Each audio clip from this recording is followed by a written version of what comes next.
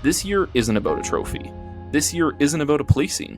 This year is about proving to people that what they saw in 2022 was only a fraction of what I can be. 2024 is about the year of redemption.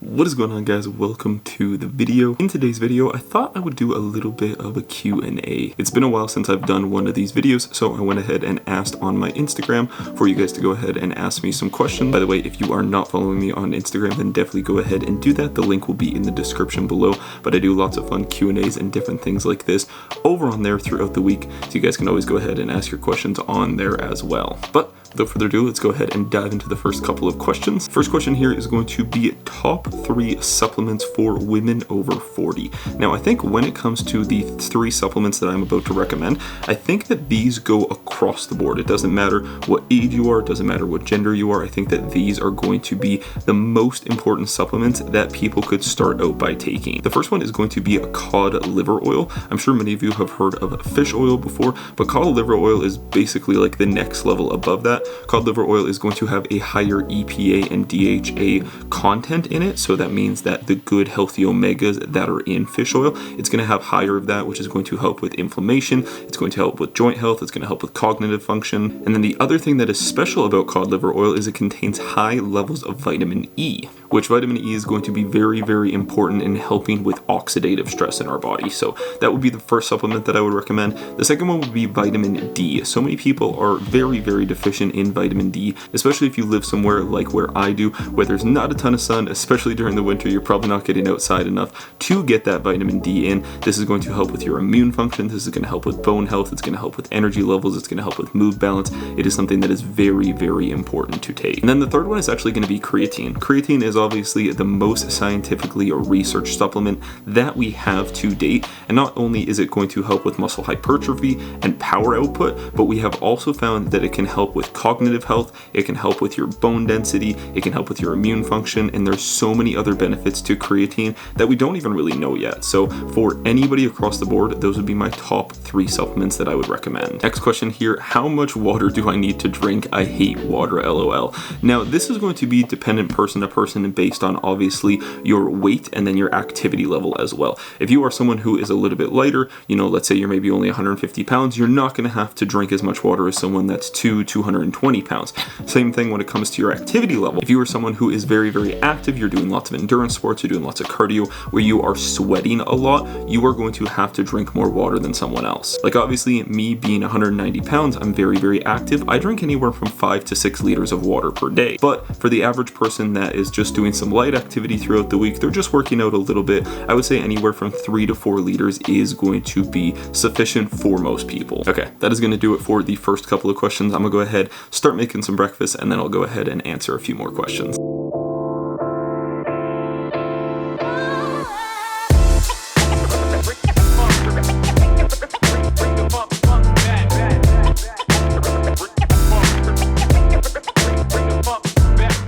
Okay, let's go ahead and answer a few more questions. Gonna go ahead and pull them up here.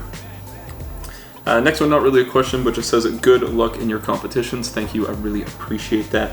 Very, very excited. A little over 7 weeks out from the first one, so that's going to be fun. Next question here is, how is the uncle life treating you? So I don't know if I've talked about it even much on the channel. You guys probably have seen it at one point or another during some of the summer vlog videos, but I am an uncle. My niece is going to be 1 year old actually this upcoming Saturday, so in like 2 days she's going to be 1, which is kind of crazy to think about. Her and me don't have the best relationship. She screams whenever she sees me and cries for some reason. I don't do anything, I swear to God, I don't do anything. I just like look at her the wrong way and she cries, which is really funny. But we're gonna have to go ahead and work on a relationship. But otherwise, I do enjoy being an uncle. It is something that is kind of fun, and it'll be interesting to see how that progresses, in the future as she gets older. Next question, can you do a handstand? Absolutely not. I cannot do a handstand. I can't even do a somersault. I look stupid when I'm doing a somersault, and I just completely lose like all coordination, and it ends up just being like a shoulder tuck and roll. I can't just like somersault forward. I can't do any of that fun stuff. Like even if you took me to like a trampoline park, I can't do any front flips. I can't do any like somersaults, anything like that. I will end up hurting myself because I don't want to say I'm unathletic, because obviously I am athletic, but I just can't do shit like that. Would you rather skydive or bungee jump? I've thought about this before. I think it would be way cooler to skydive, but I feel like at least if something happened with the bungee jump, I wouldn't die. That's kind of my thought process behind it, is like, if the bungee cord snapped, a lot of times they just end up doing it over like a body of water or something, so it'd probably just snap and I'd fall into the water. If I am skydiving and the parachute decides not to open, that's it, I'm dead. But otherwise, I would probably choose skydiving over bungee jumping, just because I think it would be way cooler, like, to feel like you're flying. I've thought about going and doing one of those like indoor wind tunnel things, because that's probably the closest I'll ever get to skydiving, to be honest with you, because not a huge fan of heights, and also not a huge fan of death, just pointed out there. But that is all the questions I'm going to answer for now. I'm gonna go ahead, eat breakfast here, because I'm absolutely starving, and then I will catch you guys in a little bit. Okay, we just pulled up to the gym here. Before I go ahead and head in though, I'm gonna sip on my pre-workout and answer a few more questions.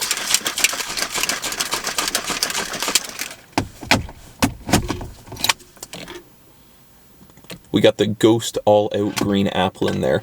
Pretty good. Tastes pretty similar to their energy drink, so that's probably why I like it. But moving on to the next question. Would you ever compete in a bodybuilding class outside of Classic? I don't know. Classic is not only the class that I really enjoy the posing of it, I really enjoy the artistry of it, but I think it's also just very well suited to my physique. I'm a bit of a taller guy. I'm right around 6 feet tall. I don't have like that short, thick frame that a lot of open bodybuilders have. Like my one friend, he's a little bit shorter and he's really wide, so I think he'd do really good in like an open class, whereas me, I'm a bit taller. I have a little bit more quote unquote athletic muscle, so I think that my physique is better suited to Classic. Does that mean I would never hop in, a bodybuilding class? No, I'd definitely go ahead and try it, at some point in the future. But right now, my main focus is on Classic. What is an overrated gym exercise and what is an underrated gym exercise? So I'm gonna go out and say it, but an overrated gym exercise is going to be flat barbell bench press, and I totally understand it, especially if you are first starting out. You think that like this is the bread and butter movement that's going to help you build a big chest, and while it does help some guys build a big chest, obviously, because you can move a lot of weight, I just don't think it's the most optimal exercise, because one, we're in a very fixed movement pattern. Lots of people have too much elbow flare, so it's going to be very, very hard on your shoulders, and it's just a high risk for injury. So many pec tears happen from doing flat barbell bench press because we just don't have that free range that we might have with like an incline dumbbell press. You can still move a lot of weight in an incline dumbbell press, and you have that freedom of movement with the dumbbells. So I definitely think that barbell flat bench press is an overrated exercise. I haven't done it in probably like 3 years.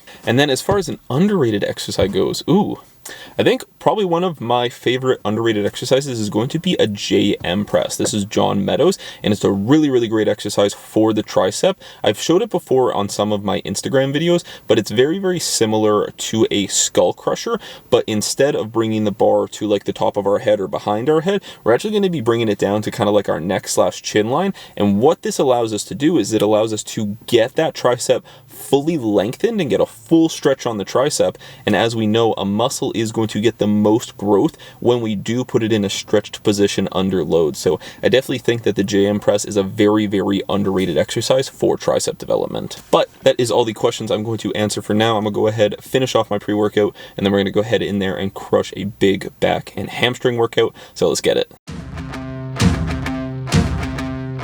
Yeah. Hey. It's the siege. Once again, here we go. Know the name, know the flow. Turn me up a little more. I'm setting traps, I'm alone. You know you whack, I'm a maniac. Boy, you know I'm black to the bone. Pick a place, nigga, pick a date. I go cool, pick a low. Thought you was good, huh? Take you out back, Drake through the woods, huh? Thought I was weak, huh? You ain't see the work I put in all week, huh? Give me that, where the city at? Nitty gritty, this ain't gonna be pretty, Jack. Not afraid, get up out the way. Y'all used to hate, look at what you made.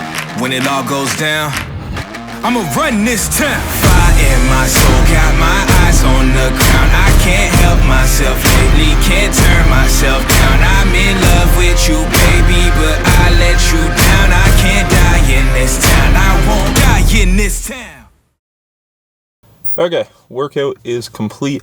Bit of a long one, but that's kind of how she goes during prep. Ended up doing a little bit of a physique update at the end there, so if I put that in there, then you guys probably already would have saw that. Feeling pretty good right now. Conditioning seems to be slowly coming in, obviously holding a little bit of inflammation in the legs due to just how much cardio I'm doing right now. But that is something that as we get closer to the show, I will start to slowly decrease cardio to go ahead and pull out that inflammation. But otherwise, as far as the upper body goes, feeling really, really good with the conditioning so far. Weighed in at a new low this morning of 186 on the dot. Feeling very, very flat right now, but that's kind of just part of the game at this point. But nevertheless, I am absolutely starving, so I'm going to go ahead, head home, make a post-workout meal, and then we'll go ahead and answer some more questions.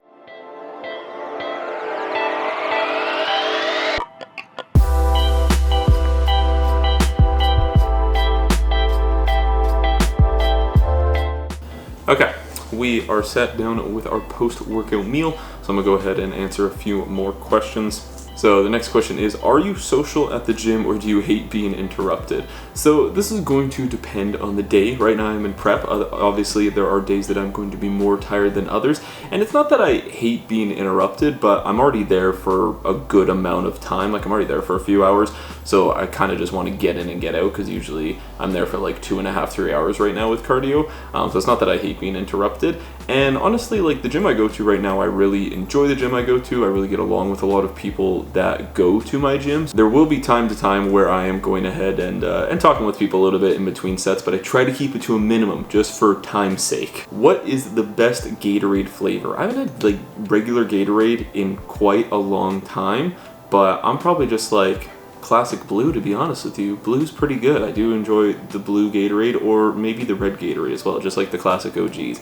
I know a lot of people like the lemon lime one. Not really my thing. Probably just the blue or the red. Would you want to be taller or shorter? I'm actually pretty happy with the height that I'm at. I'm just a little bit over 6 foot. I was, like, the doctors estimated that I would actually be like 6'4", and I'm kind of glad that I'm not now. Like I used to be a little bummed out. I was like, oh, kind of sucks that I'm not 6'4". But honestly, for bodybuilding purposes, I'm glad that I'm not 6'4". And then just for like everyday purposes as well, like it's already sometimes hard to find like shirts that are long enough that like don't, you know, reach up and my arms or my belly's not showing. So I'm pretty happy with the height that I'm at, to be honest. Like right around 6 foot is good for me.